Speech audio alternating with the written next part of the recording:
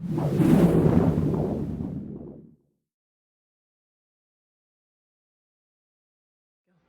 morning. My name is Shirley and I'm here in my sewing room, and today we're going to talk about making pot holders that I've been making for Fellowship of Christian Farmers for some time, and Dennis has asked me to make a tutorial. So this is our finished product, front and back. Very simple. There's many ways to make pot holders, but this works for me. So we need an 8-inch piece of cotton fabric for the front, and cotton is better than polyester because it has more insulating qualities. So we need an 8-inch front. We need a 10-inch back because we're going to fold the back up over the front. We need 2 layers of filler. Our first layer of filler is Insole Bright, as you can see there. It is a special fabric that is cushioned. It's thicker.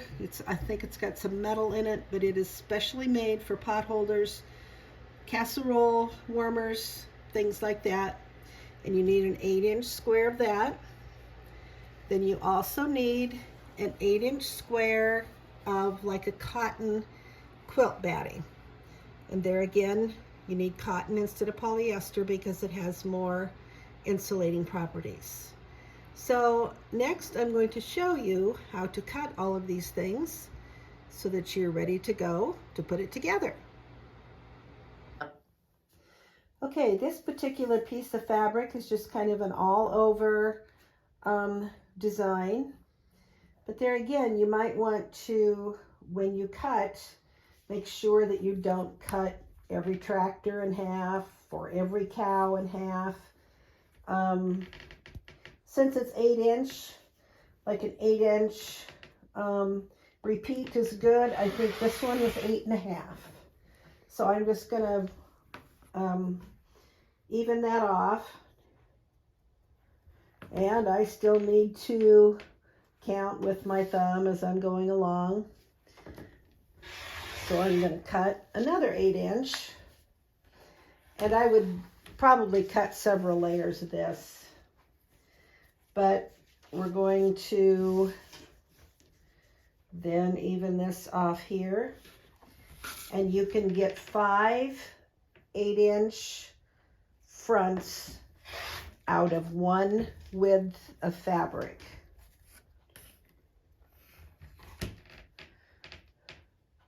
So here again, we're going to have a full tractor. We'll have a full barn, we'll have a full sheep, not quite a full cow. Some of that you can adjust as you cut the rest of your fabric.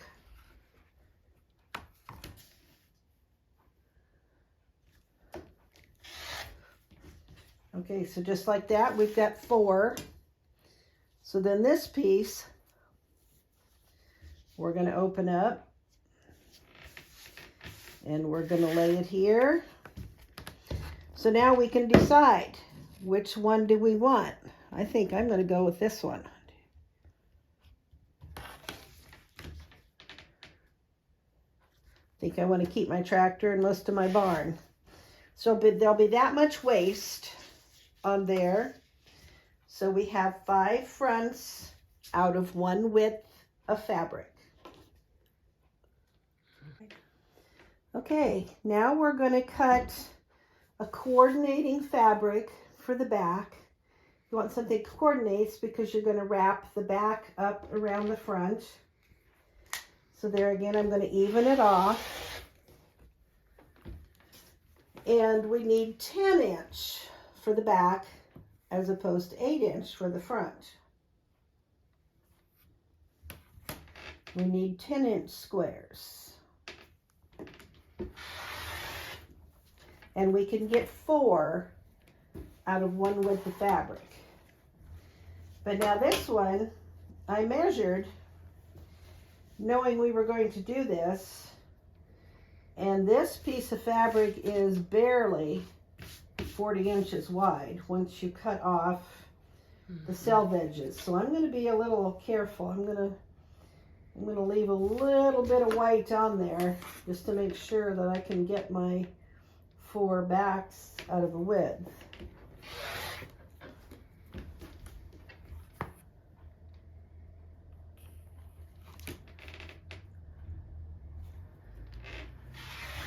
So there we've got 10.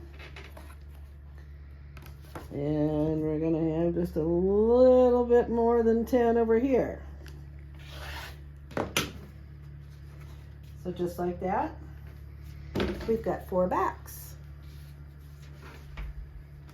Okay, now we're going to cut the special Insel Bright fabric. This is something I generally get through Joann Fabrics. It's not cheap. Quite often, if you watch, you can get coupons for 40 or 50% off. And also, I would advise you to get it the 45-inch width, as opposed to sometimes you'll find it pre-packaged and it's only a 21-inch width. And then you're going to have way more waste than if you get the 45-inch width. So once again, I'm going to square off the side here.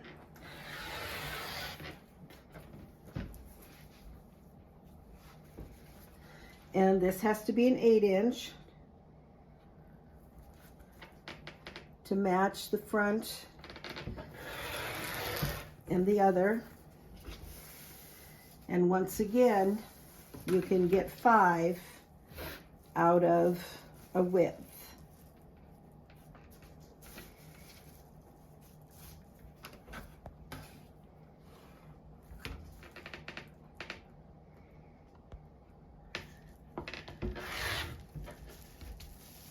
Now, if I get real ambitious, there's been times I bought 40 yards of this at a clip if it was 50% off. That lasts a while.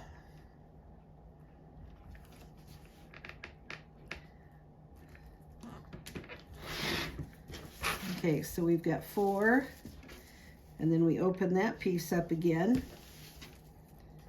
and we can get 1 more.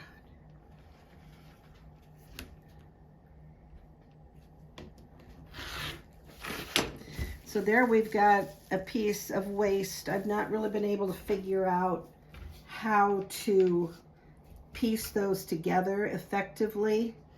But if you use a 21-inch piece, you're only going to get 2 pieces with this much waist. If you use the 45-inch, you get 5 pieces with only this much waist. So it's better to use the 45. Okay, so this is some leftover cotton quilt batting that I had from a quilt I made for somebody. So it's kind of an odd piece, but we're going to make it work and kind of put it together and get all of the wrinkles out of it.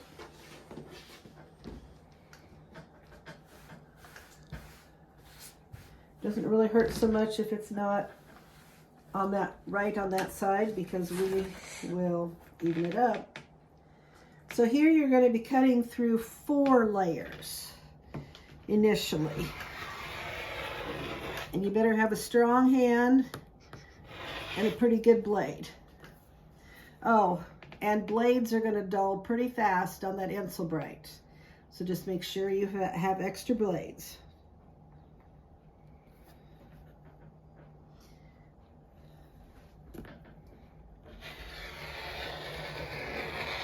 And if you can't get through 4 layers at once, then you'll just have to either cut it in smaller pieces or whatever works. But at this point, then I open it up so I just have 2 layers.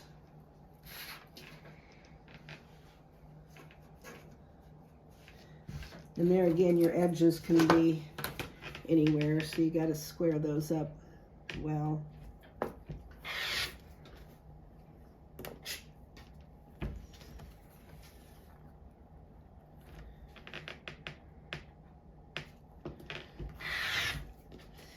Sometimes I'll work with the full king size, and have to cut that down into pieces that are usable. And that can be a challenge. But if you work with it long enough, you'll get it there. Okay, so there we've got 4.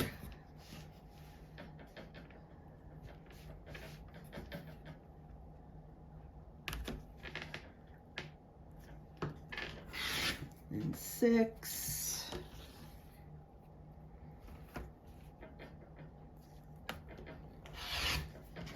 And 8, and we're not going to get 10. So there again, you open it up.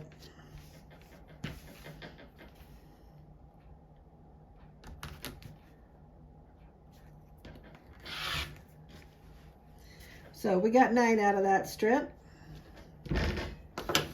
And this, there is a product that you can kind of butt them up against each other if you've got another piece like this and you want to put a seam in it. It's called fusing tape. That's made to use to fuse batting pieces, things like that. So there are times that if I save my scraps that have got some size to them, you can get quite a few extra blocks. Okay, so now we're going to layer our pieces. This is our backing, and it's a 10-inch backing. We have our 8-inch Insulbrite. So try to center it. You're going to have approximately 1 inch all the way around. Then put your piece of cotton batting, and then your top. So I kind of look at it from all directions. Looks like I'm going to pull it this way just a little bit.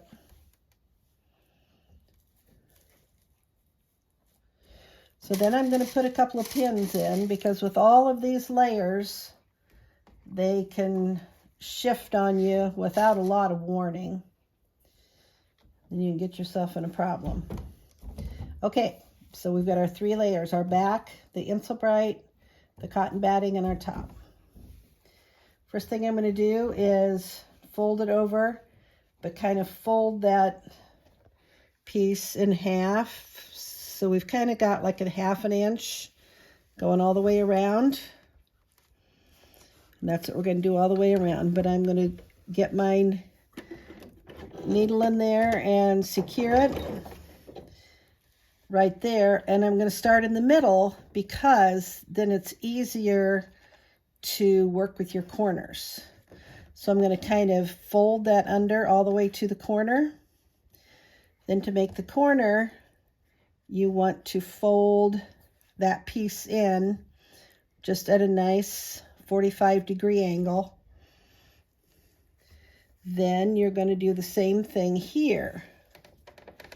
Kind of finger press it a little bit. So you've got the fold and you've got the fold. And then you're going to fold it up over top, so you've got a nice mitered corner. So I'm going to go ahead and sew it till I get here. And I'm going to turn it. And the reason I'm being careful here, because about from here to here, if you don't get that corner folded just right, sometimes you can end up with a whole bunch of layers of fabric that your needle is not going to want to go through, and it'll break. I'm speaking from experience. So I'm going to kind of run this by hand through that little potential tough spot, and then I'm going to go ahead again until I get about halfway. And there again, finger press it and fold it like a nice square fold.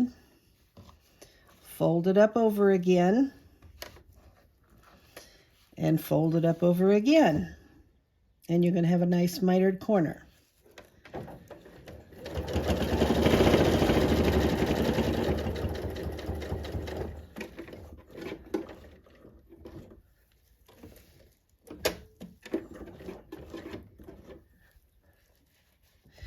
And sometimes the quality of your backing fabric can make a big difference on whether you're going to have trouble with your folds. If you get a stiffer fabric, then you may have more trouble. If you have a higher quality fabric for your back, you may not have as much trouble. But I just know it's very easy to break needles in that particular area. So by now you can kind of see why I started in the middle over there, so that you can work on your corners long before you get there.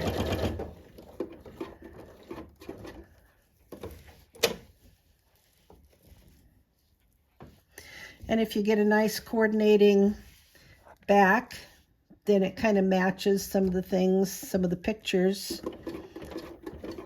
I guess here I'm kind of matching that right there. There's not a lot of back fabric in it otherwise.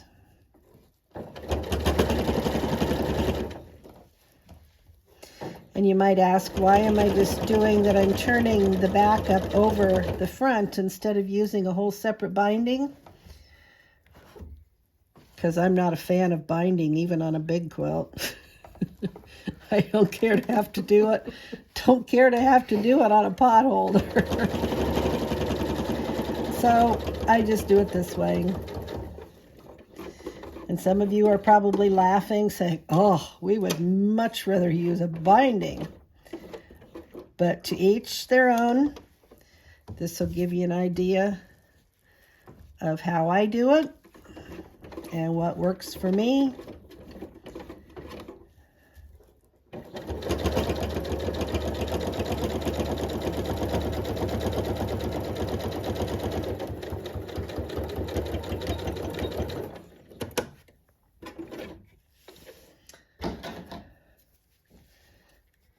So now I just cut my threads.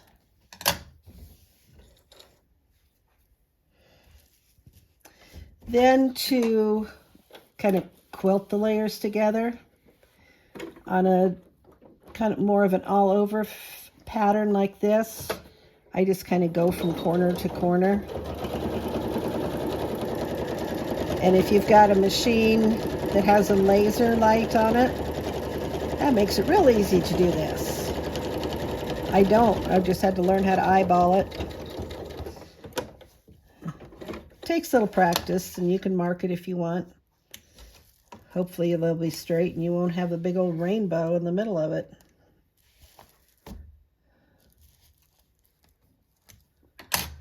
Okay, then I'm going to remove these last two pins so we don't go through them on the last time through.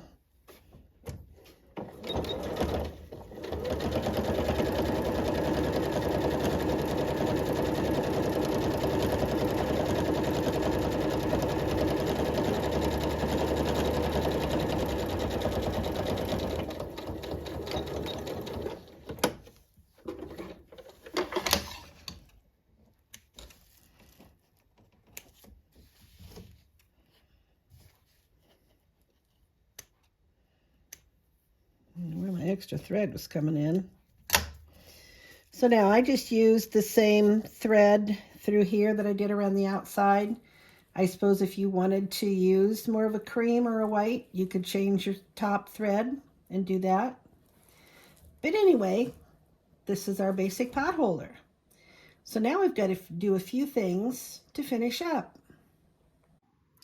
Okay, next, we are going to make these strings of beads that corresponds with the cards of the Bible verses that tell of the way to salvation. They put these on the walking sticks with a leather string, but I thought the leather was a bit harsh for the potholders. So I have come up with this kind of a string of beads. So this is what we are going to be making next. And we need to start with, it's kind of a clear plastic lacing. And that's something I just order online. I haven't always been able to find that, but we start with that and we cut a string, a piece about 16 inches long. And in order to get our string of beads in the middle, we need to make a cut, or we need to make a knot a little more than halfway to one side. And if you can see it right there, it's not in the middle, but it's more towards one side. And we're going to cut just a little bit off to make a point, because we first need to put these clear faceted beads. They're like a 10 millimeter faceted bead. They're not round, they're cut on all sides. So we put that on first. Then we follow the colors of the card. We put on gold. And I get the colored beads, generally I can get them from the office of the Fellowship of Christian Farmers. I end up having to buy the clear ones myself. So we've got gold, black, red, white, green, and then we put another clear faceted bead on to hold them in place, and make another knot close to there to hold them in place. So we've got our string. So that's not difficult. So I already, on this pot holder I showed you to begin with, I already have sewed a clear plastic ring on the back. They're about a 1/2 inch. Now this one says maybe 16 millimeter. I'm not sure, but they're kind of like Roman shade rings, I believe. And there again, I get them online. So we take our string of beads that we have made and we put it through the hole in the card. We put it through the clear plastic ring. We take the two ends together, and then just make the knot there. Try to get them so they're about the same. One's longer than the other here. Adjust that and just pull them till they're tight. And if they're not even, we're going to clip that one off. Here's my scissors. Just clip it off till they're even. So that kind of hangs on the back. So there we have our pot holder. We have our beads and our card, and they are ready to go. Yes, we have already cut this fabric, cut one width off of it to show, and it's a pretty easy fabric to cut. You can't go too much wrong with this. You just decide what you want and cut it. Now I had some leftover farm fabric from a quilt that I had made, that you look at it and you think, oh, that is great. There's so much good things I can get out of there, until I started cutting or laying things out. And I just made a couple of like 8-inch squares here and laid them over there. So that's fine. You can get a couple of big ones here, a couple of big ones there, a couple over here. So that's 6 of these, and you've wasted the rest of the fabric. Or have you? So, you know, you can say, okay, I've got this, but there's some smaller tractors, different ones kind of spread around. So I thought, how can I use those? Okay, we'll try this again. How can I use this without throwing away everything except 6 tractors? So I could make some just big like this. Then I had some that I used like the tractor with the turkeys here, and just cut a smaller one and put a frame around it. So then I still had a lot more of the tractors going this way. So I cut some small ones and did this.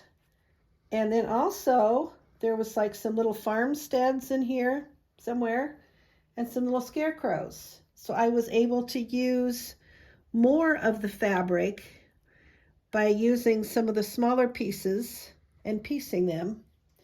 Now granted, that takes a lot more time, but you're able to use some of this fabric that you may have on hand and you want to use.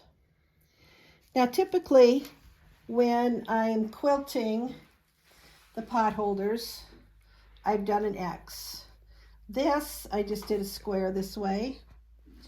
This, I did a little square. This, I did kind of a circle, so I didn't have to go straight through the tractor. Here are some other ones that I made. That this fabric was nice because it was an 8-inch, so I just quilted it that way instead of on an angle. This was a fabric someone had given me, so I just quilted on the lines. Really can't see it on the back. This one, I wasn't sure how to do that one either without just going through everything, so I just kind of did some circles around the chickens. This was a piece of horse fabric that a friend had given me some scraps of, so I just quilted around the edge of the horse. Whereas this one, you can just do an X through the middle and it really doesn't hurt because there's quite a bit of motion in the fabric. So this is just some ideas. I'm sure many of you have your own ideas. They will all be unique and people will love them. And the fellowship will be glad to give them out as reminders of people who have come through to hear the gospel at the farm shows. Have a great day.